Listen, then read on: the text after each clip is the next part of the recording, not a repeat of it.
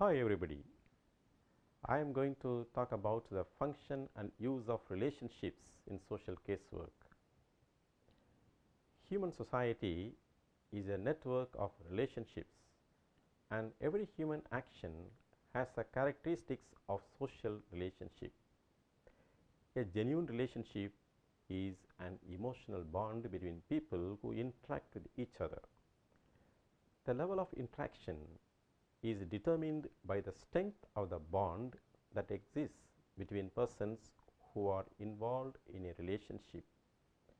Thus, relationship is understood as a distinctive process by which individuals are connected to one another and their personalities take shape in and through that relationship. A professional relationship is marked by an ongoing interaction between two persons.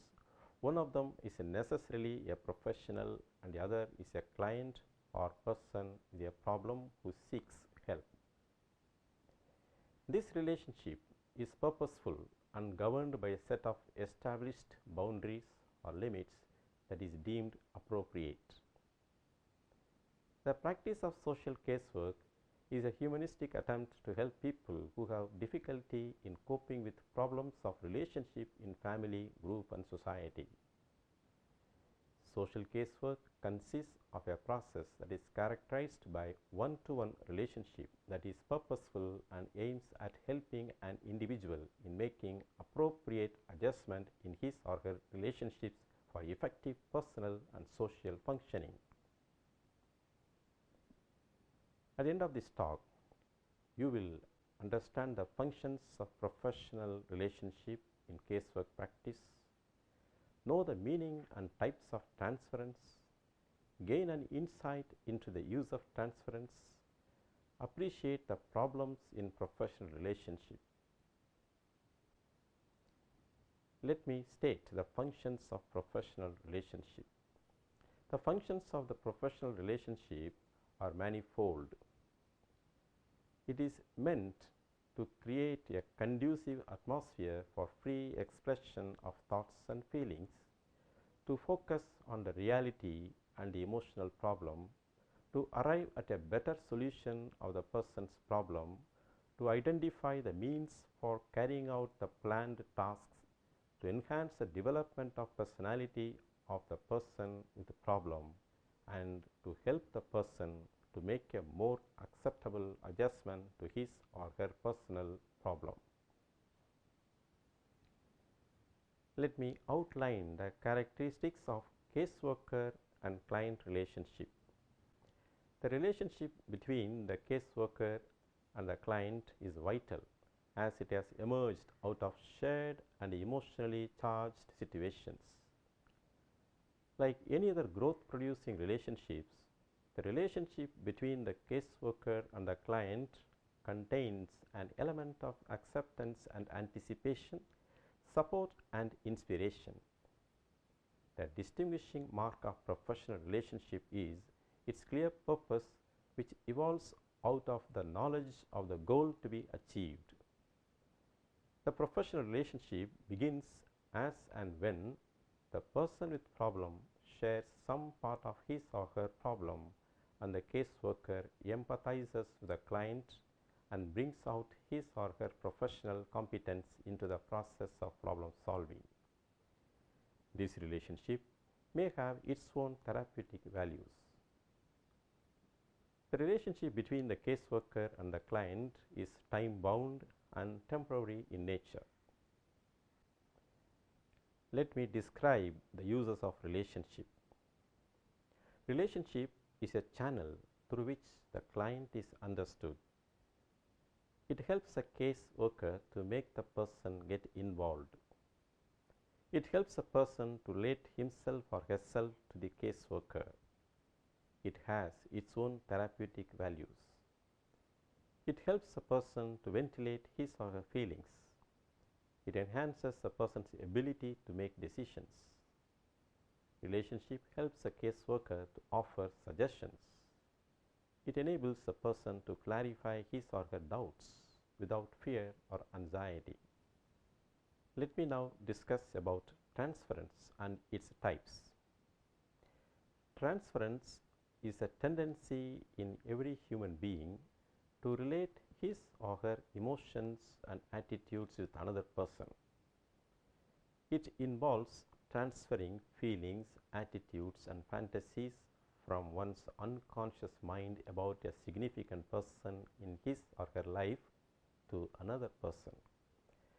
In the context of therapeutic intervention, transference refers to redirection of feelings of the client about a significant person to the therapist. It is a repeated manifestation of an erotic attraction towards the therapist, and this phenomenon can be seen in many forms such as rage, hatred, mistrust, gratification, extreme dependence, or even placing the therapist in equal power with the guru or godlike. Since the transference between the client and the therapist happens at the unconscious level, the psychodynamic therapists, who are often concerned with a client's unconscious material, make use of the transference to reveal any unresolved conflict that the client has with other persons from his or her childhood.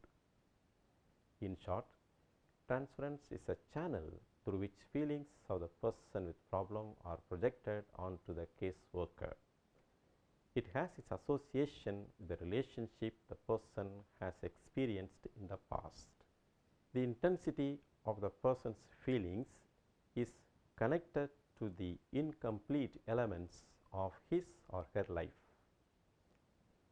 The person may identify in the therapist the characteristics that are reminiscent of the significant others from whom he or she is transferring the emotions. Feelings can be productively explored so that the person with problem becomes aware of how these feelings are keeping an old pattern still functional in other relationships at present.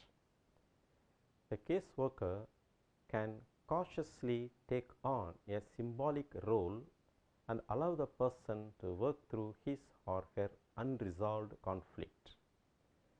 The person gains insight into how their unresolved issues lead to dysfunctional behavior. Transference is of two types, positive and negative. If the parents of the person with problem have been friendly and helpful, even though imperfectly or unsuccessfully, but with the interest of the person at heart, he or she will transfer a desire for help, friendship, guidance, emotional support, and interest.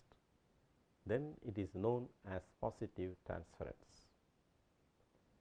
During the early stages of development of the person, if the parents had not shown interest in him and were rather indifferent, then the person will transmit feelings of unfriendliness, suspicion, and distrust. It is called negative transference. If the transference is positive, help can be given more quickly and easily. When the transference is negative, then part of the work of the caseworker is to help the client understand the origin of the negative feelings and work towards turning them into positive. Let me mention the uses of transference in the therapeutic process. At the level of assessment, transference reduces the resistance from the client and helps the caseworker to initiate the process of assessment with ease. When there are emotional factors involved, the client is likely to experience strong resistances within, and therefore he or she may find self-disclosure very difficult. In such a situation, transference diminishes the resistances and enables the client to disclose freely. Transference also gives insight into client's personality, his or her strengths and weakness. On the basis of the understanding of the ego strength of the client, the caseworker prepares the intervention plan. At the level of intervention or treatment, transference enables the person with problem to think and feel more realistically. It promotes a feeling on the part of the client that his or her problem is being shared and caseworker is genuinely interested in his or her welfare. As a result, the person feels calm, relaxed, and less anxious, besides becomes open to fruitful solution. The client perceives the problem situation more realistically after becoming aware of the transference. It gives the caseworker a sense of adequacy, and the mature ego strengths of the caseworker serves to reinforce the weak ego strengths of the person with problem.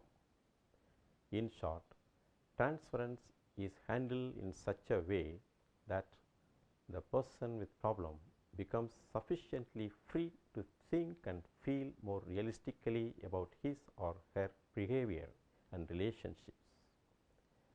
The caseworker, through his or her effective way of utilizing the transference, enhances positive feelings of adequacy and confidence in the client, who is now able to mobilize his or her inner resources and make use of these resources creatively in the process of problem solving. Let me now describe the countertransference.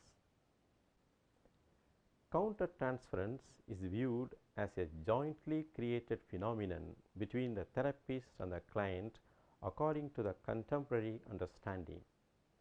The client exerts pressures on the therapist through transference into playing a role congruent with his or her internal world. However, the specific dimensions of that role are influenced by the therapist's own personality. Consequently, the therapist gets emotionally attached with the client. Let me now discuss the important aspects of countertransference. In countertransference, feelings are aroused in the therapist or caseworker by the person with problem. Unresolved conflicts emerge due to the relationship of the past and the present feelings about that relationship. It is better for the caseworker to discuss with his or her colleague how he or she is affected by certain clients during the intervention.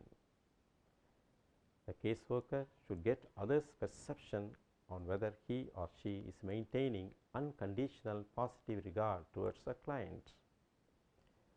Self-knowledge is the essential tool in dealing with countertransference.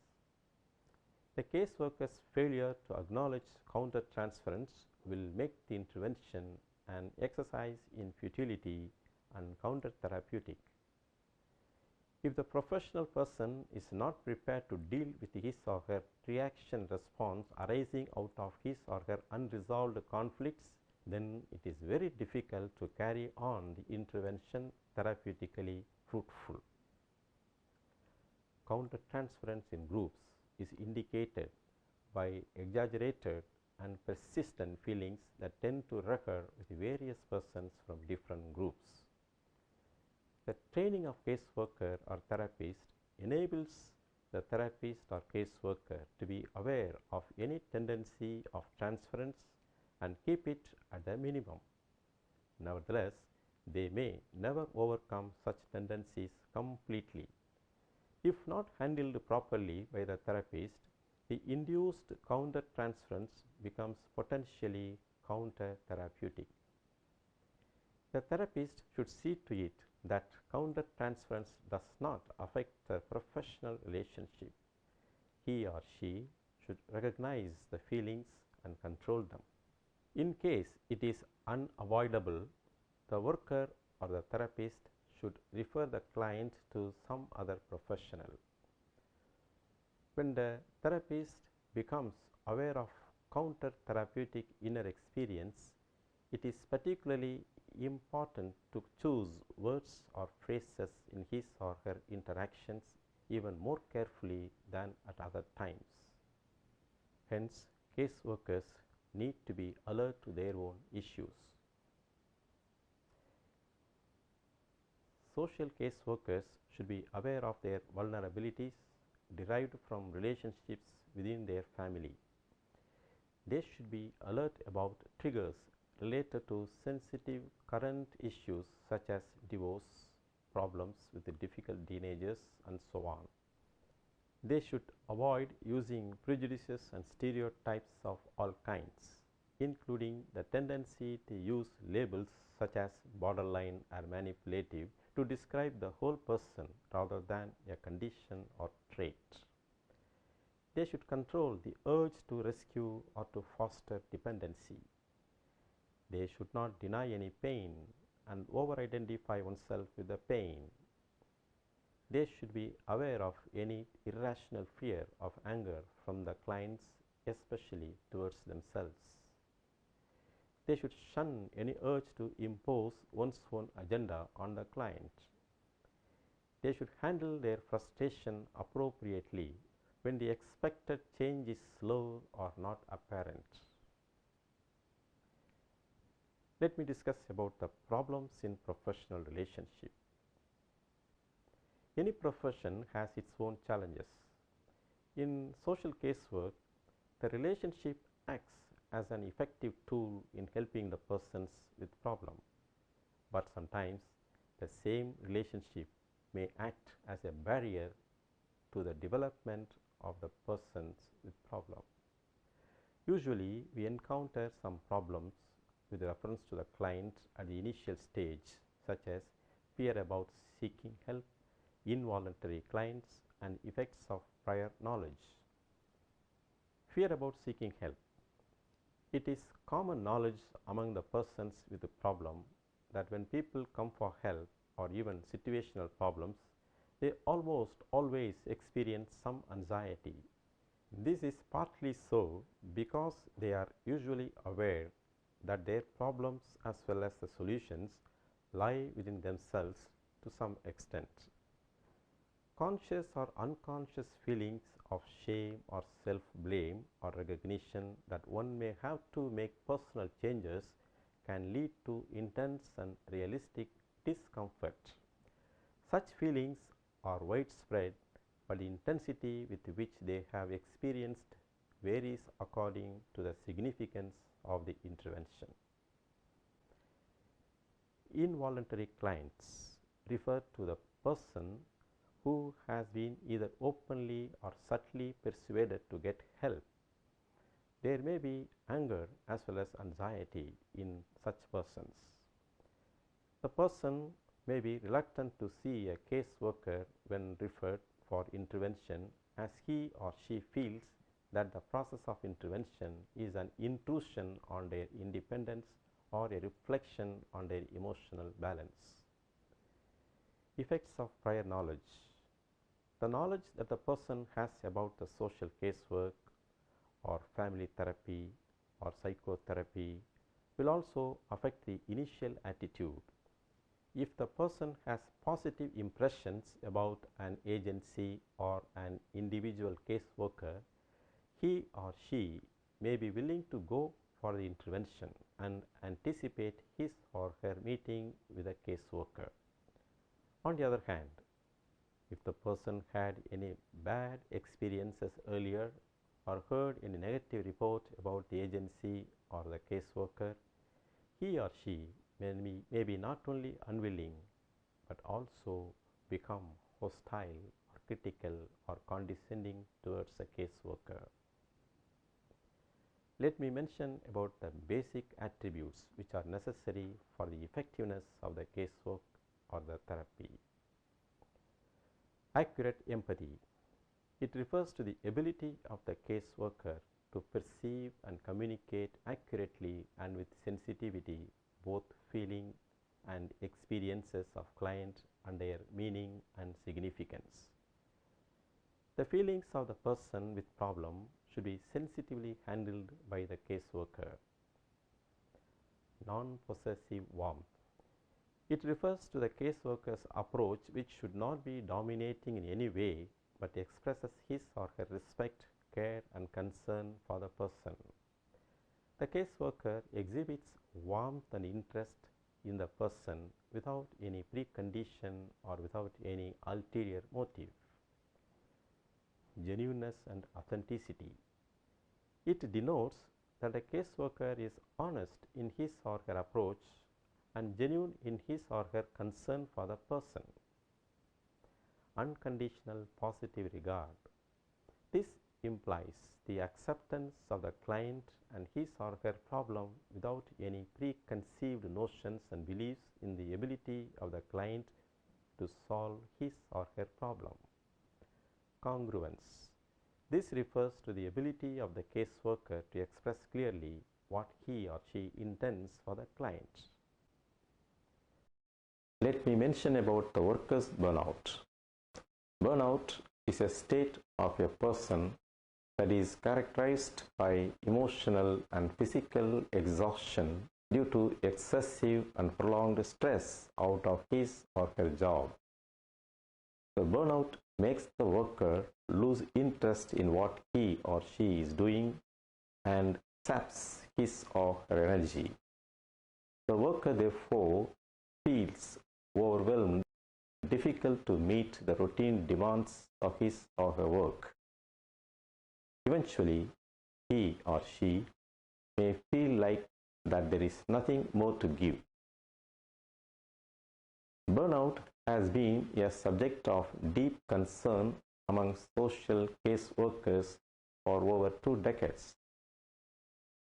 When used to describe a condition experienced by direct service workers, the term can refer to such symptoms as emotional exhaustion, lack of interest in or detachment from the needs, pains, and aspirations of the person with problem. The caseworker develops a sense that his or her work has no meaning, no support, and hence feels a great deal of hopelessness. Such a state of mind often leads to low morale, absenteeism, and job turnover. Burnout has been prevalent more among social workers in the field of child welfare, community mental health, and family services. Sometimes workers no longer want to endure the pains and sorrows of their particular line of social work, be it working with people with AIDS or other terminally ill clients or abused children, among many others. If all else fails, in these instances, the caseworker may consider a job change. Let me sum up. Social casework is characterized by the relationship between the caseworker and the person with problem. Relationship is an integral factor in the process of casework practice. A professional relationship is marked by an ongoing interaction between two persons.